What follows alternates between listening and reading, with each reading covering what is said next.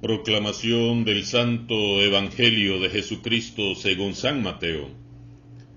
En aquel tiempo, al entrar Jesús en Cafarnaún, se le acercó un oficial romano y le dijo: Señor, tengo en mi casa un criado que está en cama, paralítico, y sufre mucho.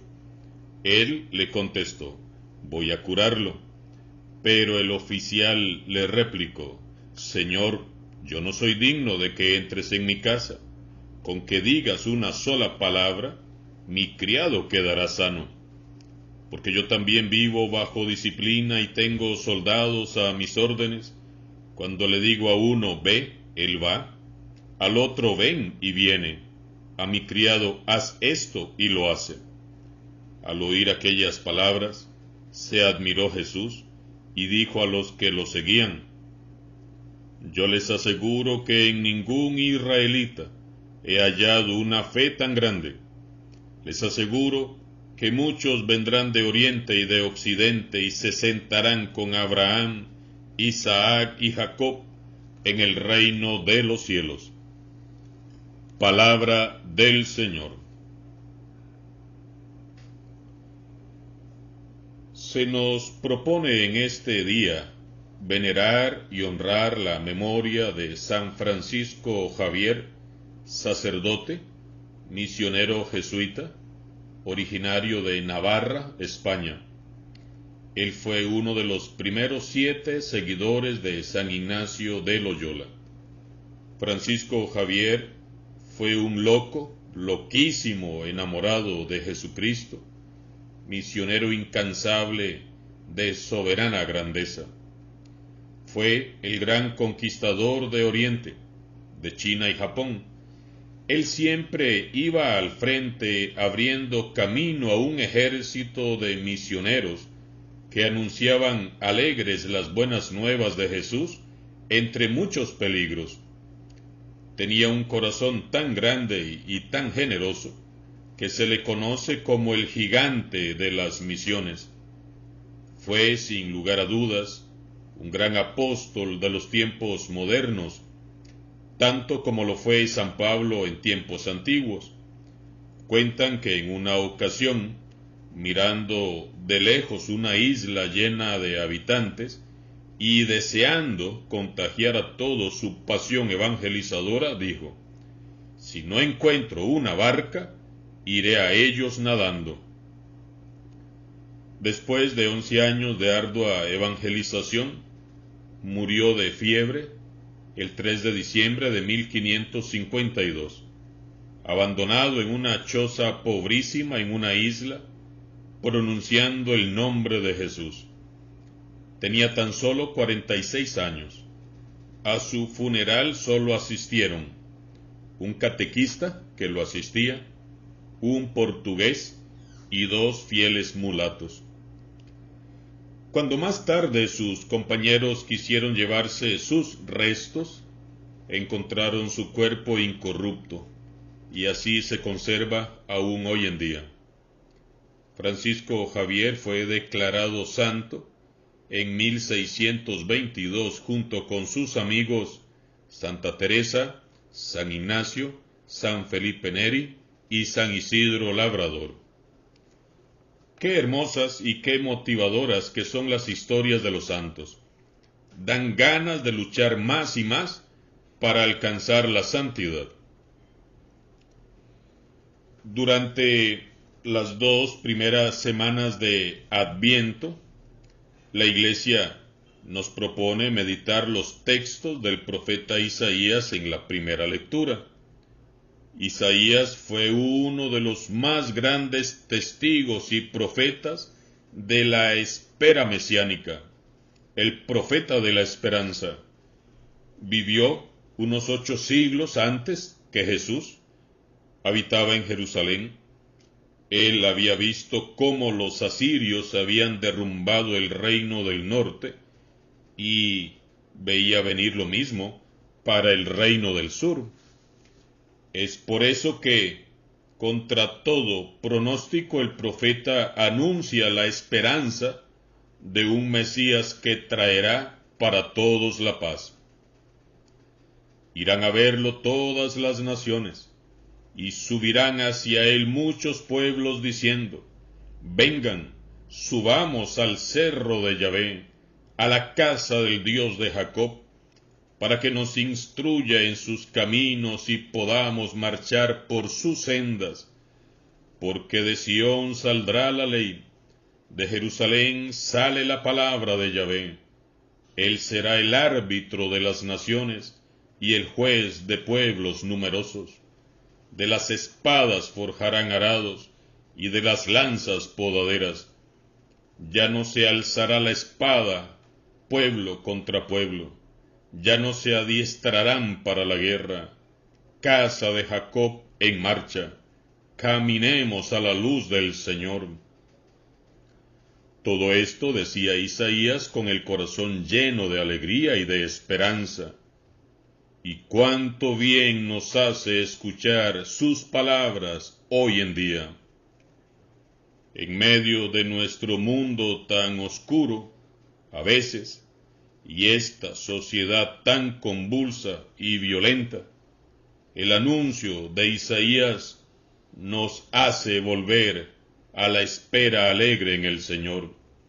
Nos hace mirar al futuro con una nueva visión, con alegría y con esperanza. Para Isaías, Jerusalén sería como el faro que desde lo alto iluminaría a todos los pueblos.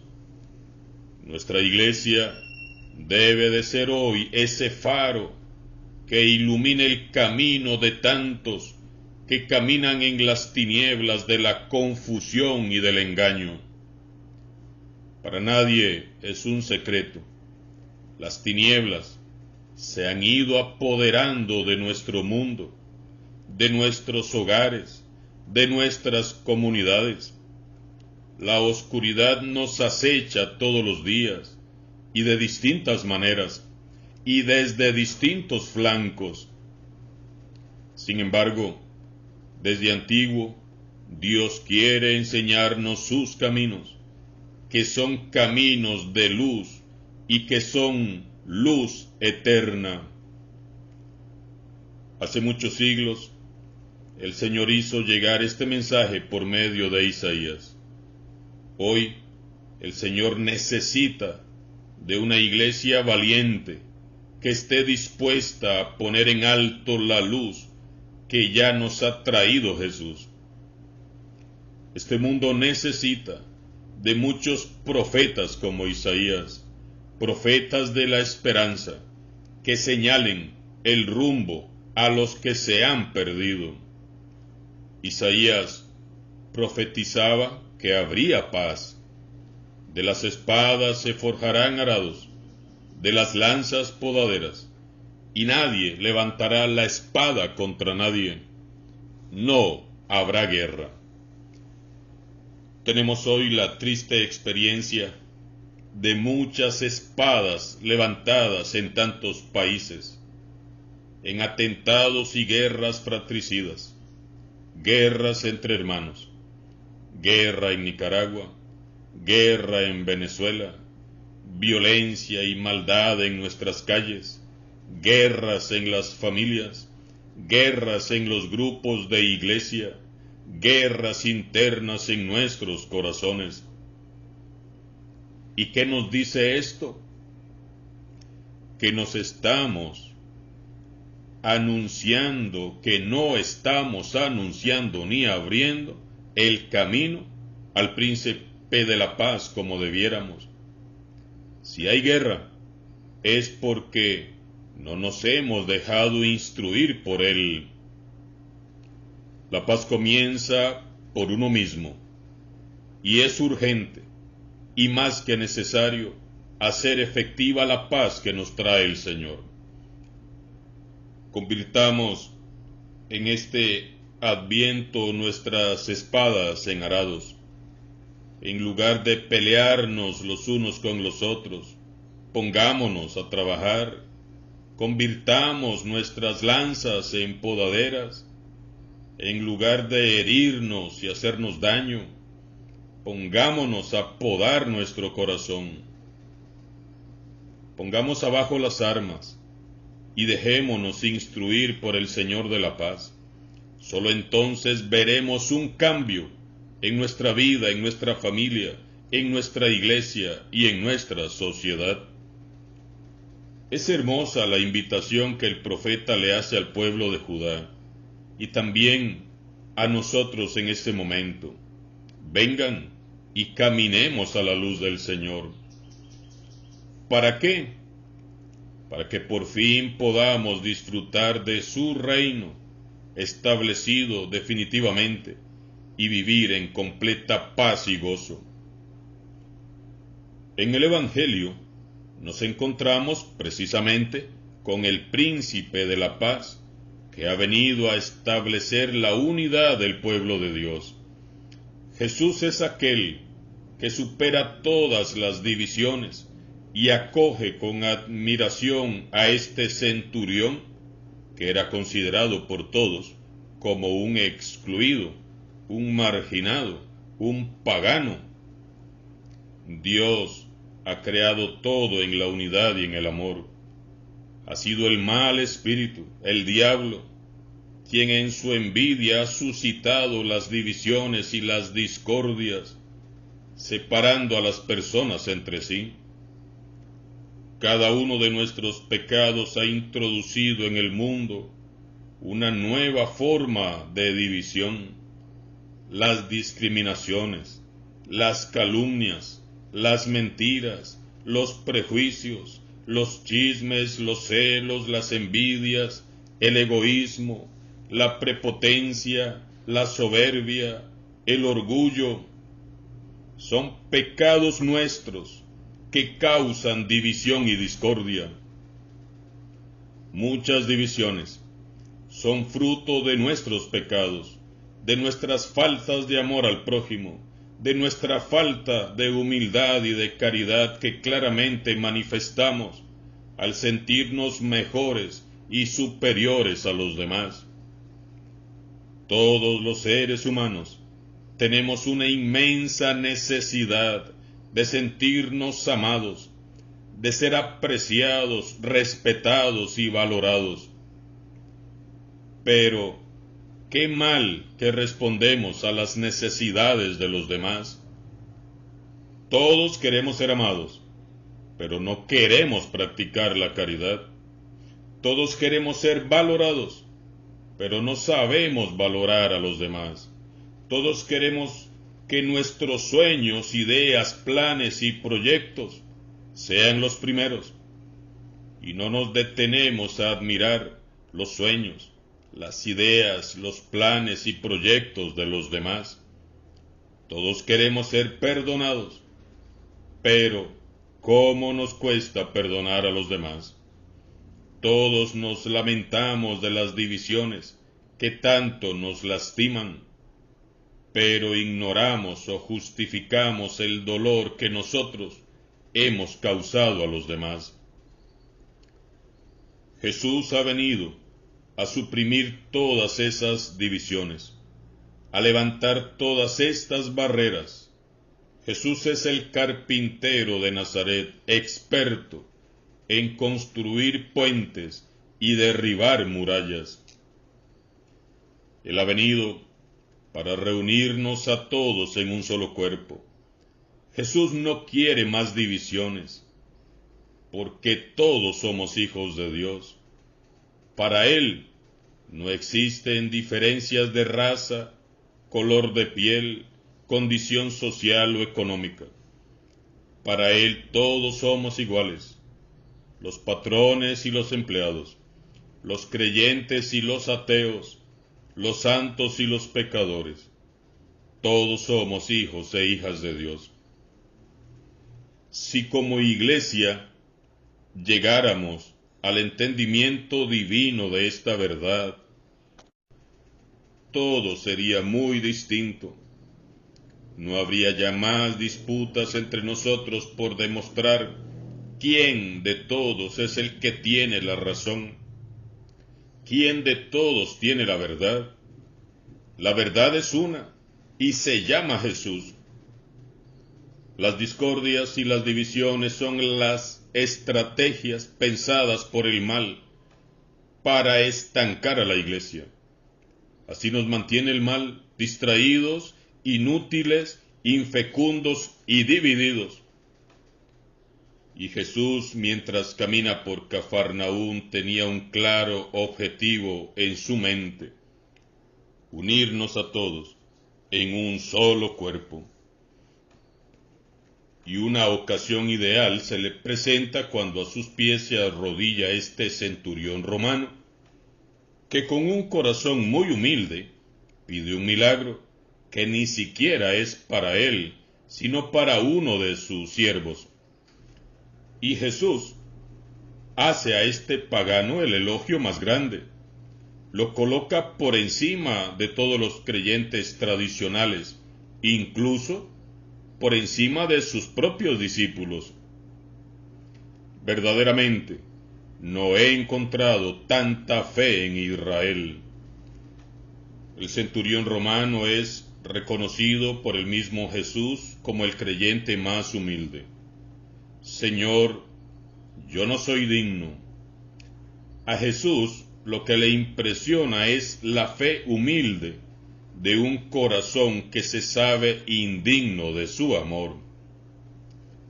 Definitivamente Jesús sentía y sigue aún sintiendo nostalgia por las almas de los paganos, los excluidos, los marginados. Jesús siente nostalgia por los que son juzgados y señalados por todos como malos y pecadores. Jesús sigue anhelando reunirnos a todos. Jesús anhela una iglesia, un solo cuerpo, un solo espíritu. Él desea que salgamos ya de nuestra triste y cómoda condición embotada, adormecida y satisfecha, para que vayamos al encuentro de tantas almas que viven en la marginación y el rechazo.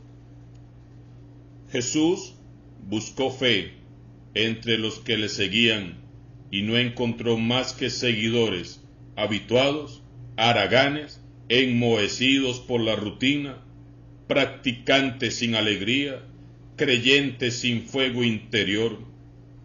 Y cuando por fin encontró una manifestación de fe humilde, entusiasta y generosa, la encontró en un pagano.